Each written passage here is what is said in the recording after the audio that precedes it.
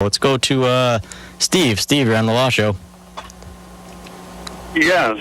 My question is, we have Consumers Power is going to put in a natural gas line behind our property, and they want to use our property, 15 feet of it, to do construction work on this, but they need to take out our trees.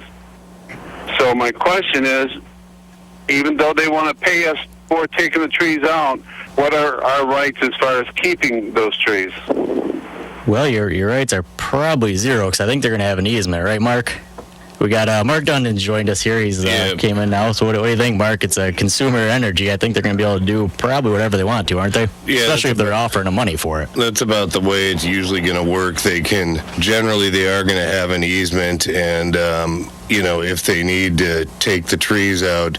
Although I guess if the trees are not on their easement, it does make a slightly different issue. But generally, you're not going to, like, if your goal is to try, they're usually going to win. I hate to be negative. Yeah, I mean, it's not going to be worth the amount of money that you got to go and spend to fight consumers and their attorneys and everybody else to try to save some trees. So, take the money, use that money, plant some new trees, and yeah, which, by the way, you can, some of the times they'll agree to plant tree. I mean, you do have some flexibility. You could maybe say, look, I don't want X amount of dollars. I want some mature trees or something planted here. So yeah, if you squeaky wheel gets the grease. So sometimes if you complain enough with those kind of big companies, they will take your complaints seriously. So that's what I recommend. Talk to them. Open up a line of communication. Let them know what you're willing to do. But you can't just say, no, you're not putting this here unless you're willing to go the whole 9 yards and put up a huge fight.